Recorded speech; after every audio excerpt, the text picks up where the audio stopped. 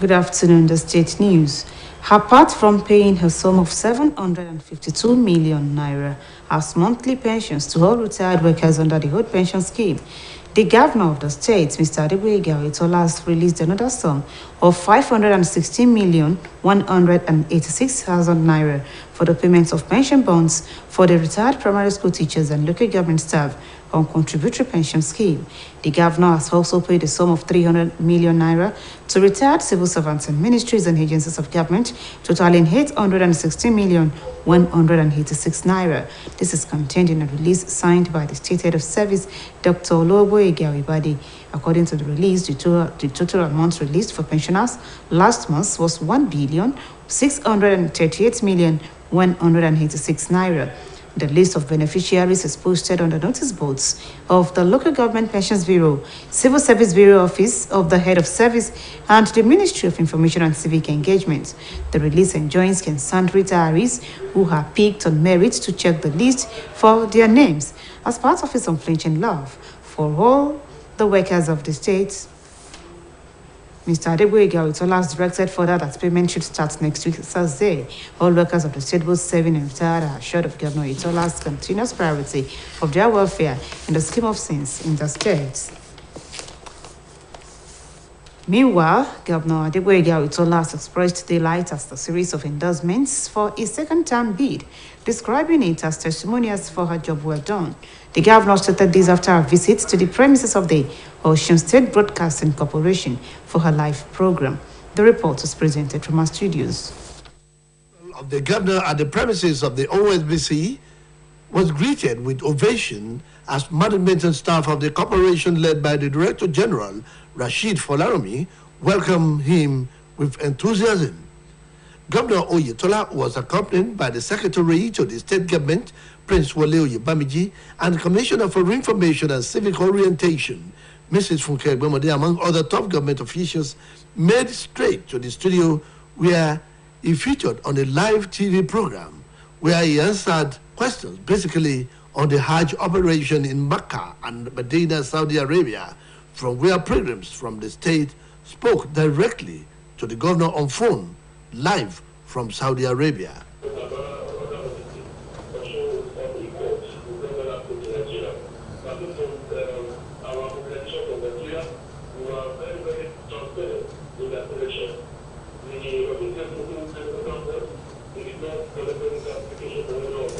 The governor reacted in an interview with OSBC News to the series of endorsement from almost all sectors in the state. The endorsement is a reflection of what the people say about the government.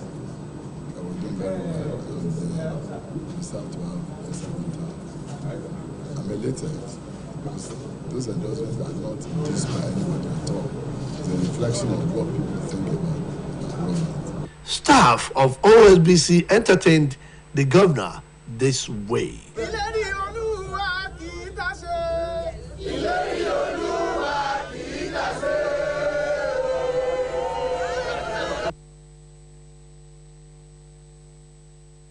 In the meantime, Governor Adeboye Itola has lauded the state command of the Hunters Group of Nigeria for collaborating with the state government in making Osun a safe haven for all to live. Governor Itola gave this commendation at the cultural fiesta organized by the Boye Itola Foundation in collaboration with Hunters Group of Nigeria in Osogbo. Adebari Ejimakide is standing by for details. Itola has expressed his appreciation to the State Command Hunters Group of Nigeria for endorsing his candidature for second term in office. He expressed gratitude to them for exhibiting love to him and the development of Osun. Governor Itola recognized the performance of the hunters in collaboration with security agencies in protecting the lives and property of the populace. The state expert who reiterated the commitment of his administration to improved security and people's welfare thanked them for working together with the state government to making Osun the safest state in the country, saying defeat cannot be attained without the support of the people. Governor Itola, who spoke through his deputy, Mr. Benedict Alabi, reaffirmed that his administration is committed to fast-tracking the development of Osun and improve the living conditions of the citizens. According to Mr. Governor, his government is paying workers' salary promptly and leading some other states in the delivery of good governance. He called for support for his re-election in the coming gubernatorial election. For giving an endorsement second time to our governor, Mr. Ayitola. It's a good because they are forward. I've seen what we have done in the past, its record of performance, and the expectation that it will continue. In his speech, the chairman, Gboyega Oyetola Foundation, Gov. Prince Felix Awofisayo, pointed out that the group collaborated with the hunters to preserve the cultural heritage of Nigerians, particularly the Yorubas, having observed that the culture is going into extinction. He noted that the younger generation has neglected their culture unconsciously while promoting the foreign ones. He commended Governor Oyetola for his leadership style and open-door administration's policy, while affirming the readiness of the hunters group to mobilize for the re-election of Mr. Governor. In the same vein, the Commandant Osun State Hunters Group of Nigeria, Ahmed Norene, while confirming their solidarity support for the continuation of good governance by Governor Adeboyega Oyetola, disclosed that Mr. Governor has approved the delivery of 62 motorcycles to the hunters for security operational activities in the needed areas across all local governments of Osun. He said the hunters remain committed to enhancing the security of the state, adding that the present government recognizes their roles and the support given should be reciprocated. Present at the occasion were the Special Advisor to the Governor on Administration, Mr. Niyi Idowu, the Special Advisor to the Governor on Political Affairs, Mr. Sunday Akere, among other dignitaries. Adebari Ijumakile, OSBC News.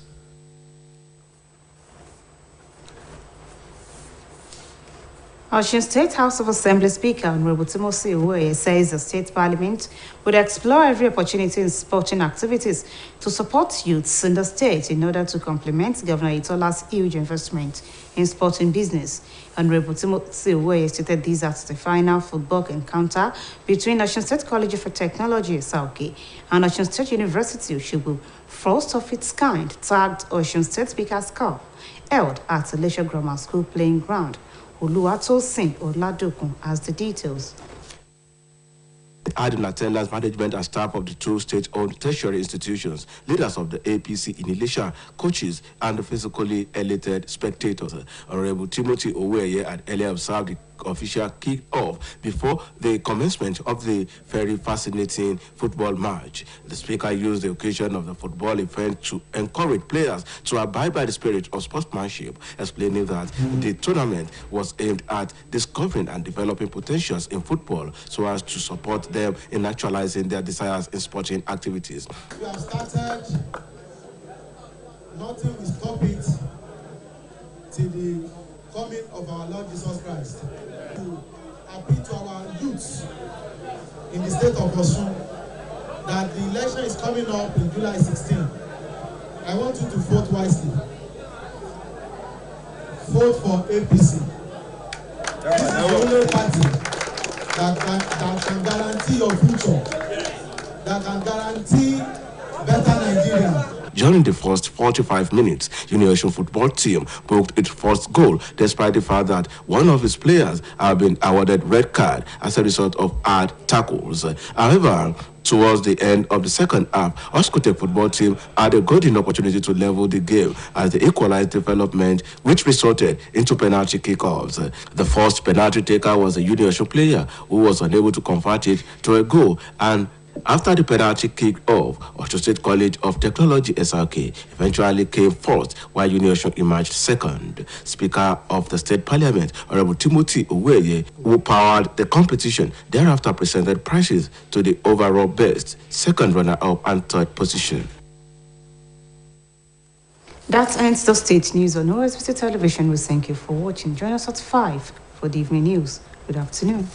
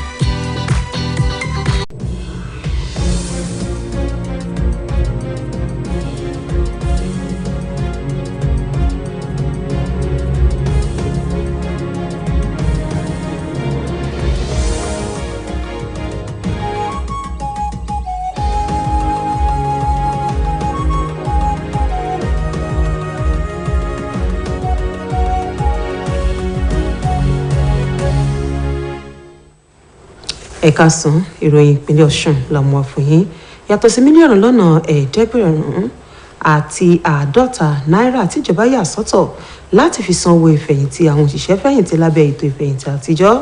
Gómìnà ìpínlẹ̀ Ọ̀ṣun Ọ̀gbẹ́ni Adégbóyèga Oyètọ́lá tún ti fi ọwọ́ sí owó tó tó mílíọ̀nù lọ́nà okòólélẹ́ẹ̀ẹ́dẹ́gbẹ̀ta-ó-dín-mẹ́rin àti ẹgbẹ̀rún lọ́nà ọgọ́ta-ó-lé-mẹ́fà náírà láti fi san owó ìfẹ̀yìntì àwọn òṣìṣẹ́ tó jẹ́ ti ilé ẹ̀kọ́ alákọ̀ọ́bẹ̀rẹ̀ àti tìjọba ìbílẹ̀ tí wọ́n wà lábẹ́ ètò mọ̀dámọ̀dá.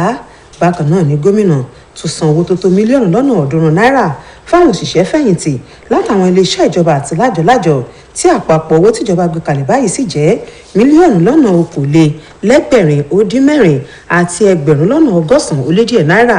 Èyí jẹyọ nínú àtẹ̀jáde tí olórí òṣìṣẹ́ ọba ọ̀mọ̀wé Ológbóyèga Oyèbádé fi síta.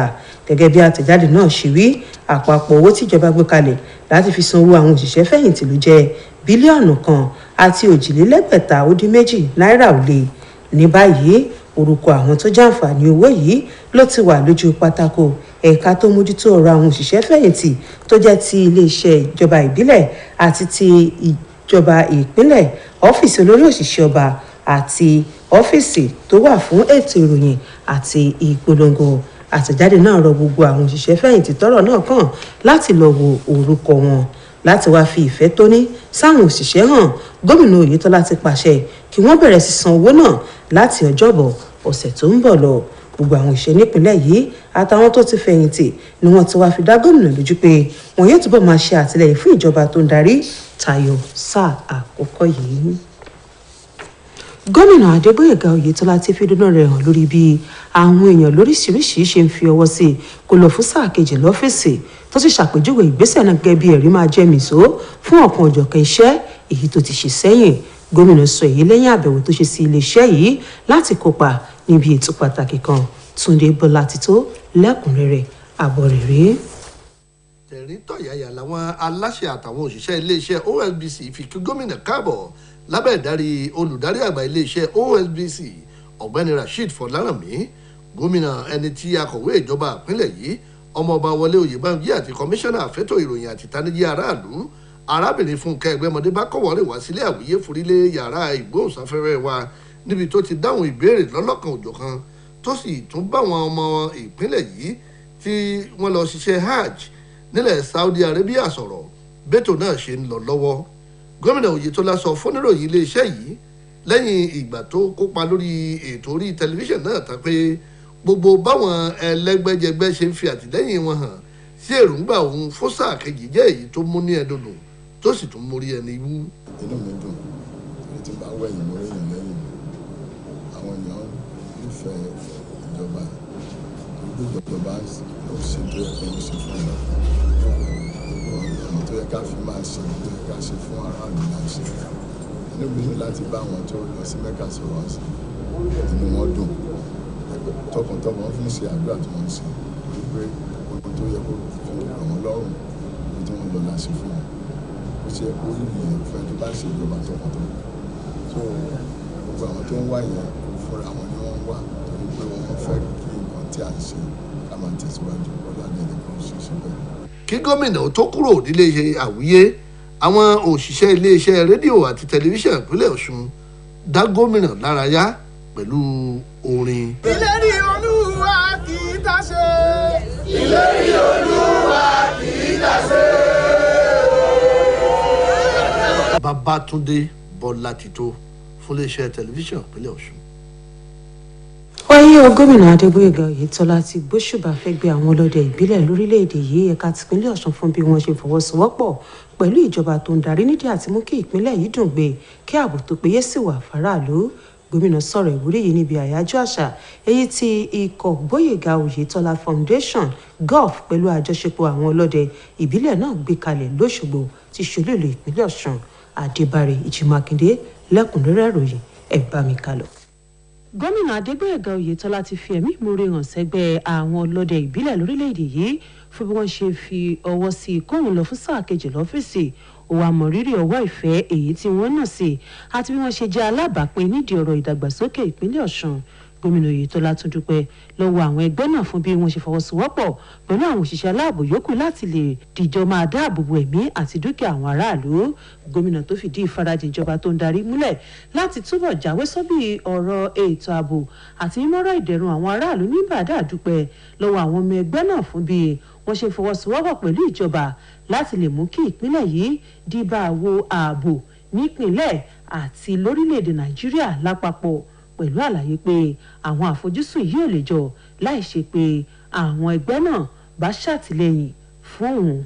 Gómìnà ẹni tí igbákejì ọ̀gbẹ́ni Benedict Alabi ṣojú fún tó fìdí ìfarajìn ìjọba tó ń darí múlẹ̀ láti túbọ̀ ṣe àwọn iṣẹ́ tí yóò mú ìdàgbàsókè aláìlẹ́gbẹ́ bá tìbútòrò ìpínlẹ̀ yìí. Gẹ́gẹ́ bó ṣe wí, ìjọba tó wà lóde ló ń san owó oṣù àwọn òṣìṣẹ́ lẹ́kùnrẹ́rẹ́ tó sì ń léwájú láàrin àwọn ìpínlẹ̀ kan tó ń ṣe àgbékalẹ̀ ìrìjẹ́ ìjọba tiwantiwa fáwọn èèyàn rẹ̀ lẹ́kùnrẹ́rẹ́. Ó wá pè fún ìfọwọ́sowọ́pọ̀ àwọn èèyàn nínú ètò ìdìbò gómìnà tó ń bọ̀. Nínú ọ̀rọ̀ rẹ̀, alága àjọ gov ọmọọba Felix Awofisayo sọ pé ikọ̀ rẹ̀ ṣe àṣepọ̀ pẹ̀lú àwọn ọlọ́dẹ ìbílẹ̀ náà láti lè dáàbò bo àṣà àti ìṣe Yorùbá tó ti fẹ́ di àpò mẹ́rẹ̀. Ó wá mọrírì ìṣọwọ́darí gómìnà pẹ̀lú bó ṣe ń jẹ́ kí ilẹ̀kùn rẹ̀ ṣí sílẹ̀ gbayawo, pẹ̀lú àlàyé pé àwọn ọmọ ẹgbẹ́ náà yóò tún yáyá jáde dìbò fún gómìnà Oyètọ́lá lọ́sẹ̀ tó ń bọ̀. Nígbà tó ń kí ọ̀rọ̀ náà lẹ́yìn, alámòjútó ikọ̀ àwọn ọlọ́dẹ ìbílẹ̀ lórílẹ̀‐èdè yìí ọ̀gbẹ́ni Ahmed Nureni náà fìdí àtìlẹ́yìn wọn múlẹ̀ láti túbọ̀ ṣe àtìlẹ́yìn tó yẹ fún gómìnà kí iṣẹ́ rere tó ń ṣe bá a lè túbọ̀ tẹ̀síwájú tayọ sáà àkọ́kọ́ rẹ̀. Ó wá mẹ́nuba ọ̀kan ọ̀jọ̀kan iṣẹ́ tí gómìnà Oyètọ́lá ti ṣe fún wọn, nínú èyí tá a ti rí ìpèsè alùpùpù 62 fáwọn ọlọ́dẹ ìbílẹ̀ tó jẹ́ elétò ààbò. Ó wá ní àwọn yóò túbọ̀ mọ́rọ̀ ètò ààbò ìpínlẹ̀ Ọ̀ṣun lọ́kùnkúndùn, pẹ̀lú àlàyé pé ìjọba tó wà lóde ń mọ rírì àwọn iṣẹ́ tí wọ́n ń ṣe. Lára àwọn tó wà níbi ètò náà láti rí olùdámọ̀ràn pàtàkì lẹ́ka àkóso ọ̀gbẹ́ni Níyì Ìdòwú, olùdámọ̀ràn pàtàkì lórí ọ̀rọ̀ òṣèlú ọ̀gbẹ́ni Sunday Akere àtàwọn ikọ̀ míì. Ọ̀làwùmí Ọláníyì, iléeṣẹ́ OSBC. Abẹnugan ilé aṣòfin ìpínlẹ̀ Ọ̀ṣun Honorable Timothy Owóẹ̀yẹ ti sọ pé gbogbo àǹfààní tó bá ṣí sílẹ̀ lẹ́ka eré ìdárayá ni wọn yóò ṣàmúlò fún àwọn ọ̀dọ́ ìpínlẹ̀ yìí lọ́nà àti kan àyàn gómìnà lọ́wọ́ lórí ìgbìyànjú rẹ̀ nídìí ọ̀rọ̀ àti sọ ẹ̀ka eré ìdárayá di okòwò tí yóò mú ìdẹ̀rùn bá àwọn ọ̀dọ́.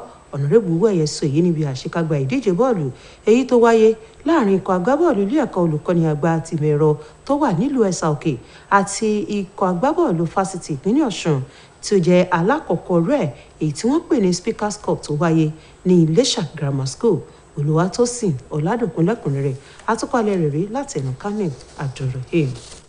Níbi ìdíje náà làwọn ìgbìmọ̀ aláṣẹ àti àwọn òṣìṣẹ́ ilé ẹ̀kọ́ gíga ìjọba méjèèjì péjú sí, tó fi mọ́ àwọn adarí ẹgbẹ́ òṣèlú APC nílùú Iléṣà, àwọn olùkọ́ ikọ̀ àwọn agbábọ́ọ̀lù náà tí wọn ò lè pa ìdùnnú wọn mọ́ra. Ṣáájú ni abẹnugan ilé aṣòfin ìpínlẹ̀ Ọ̀ṣun Honorable Timothy Owóẹ̀yẹ ti síde ìdíje ọ̀hún.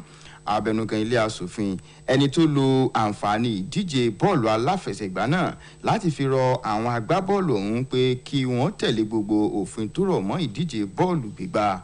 Ó ṣàlàyé pé àfojúsùn ìdíje náà ni láti ṣàwárí àwọn àṣẹ̀ṣẹ̀yọ ọgọ́mọ̀ nínú eré ìdárayá tẹ́lẹ̀dùà fún lẹ́bùn eré ìdárayá kó lè ṣàtìlẹ́yìn fún wọn kí àfojúsùn wọn kó lè jọ lọ́jọ́ iwájú nínú ìdíje bọ́ọ̀lù gbígbá. Lábala àkọ́kọ́ ìdíje náà ni ikọ̀ agbábọ́ọ̀lù Union Ọ̀ṣun ti gbámi ayò àkọ́kọ́ wọlé láì fi bọ́ọ̀kan nínú àwọn agbábọ́ọ̀lù ikọ̀ náà ṣe gba káàdì pé kó jáde lórí pápá fún bó ṣe ṣàṣemọ́ṣe. Wàyí o, kó tó di ìparí abala kejì ìdíje náà ní ikọ̀ agbábọ́ọ̀lù Oscotec náà dáàmì ayò kan òun padà, èyí tó yọrí sí bí ìdíje náà ṣe di gòlíwòmí kí n gbà sí ọ. Tí ikọ̀ agbábọ́ọ̀lù Oscotec Ẹ̀sà Òkè sì padà gbégbá orókè lábala ìdíje gòlíwòmí kí n gbà sí ọ, tí ikọ̀ Union Ọ̀ṣun sì ṣe ipò kejì. Lẹ́yìn náà ni abẹnugan ilé aṣòfin ìpínlẹ̀ Ọ̀ṣun Honorable Timothy Owóẹ̀yẹ tó ṣagbátẹrù ìdíje náà wá gbé ife ẹ̀yẹ fún ikọ̀ tó gbégbá orókè, tí ikọ̀ tó ṣe ipò kejì àti kẹta náà sì gbẹ̀bùn tó lóko. Kamil Abdulrahim fún iléeṣẹ́ OSBC. Oníjìbá lọ lórí ìròyìn ìpínlẹ̀ Ọ̀ṣun fún ti àkókò yìí tó darapọ̀ mọ́ aláàgó 5 kọjá ìṣẹ́jú 15 nígbà tá a mú ìròyìn ìrọ̀lẹ́ wá sójú ìwòran yín títí ìgbà náà ẹ kú kalẹ̀.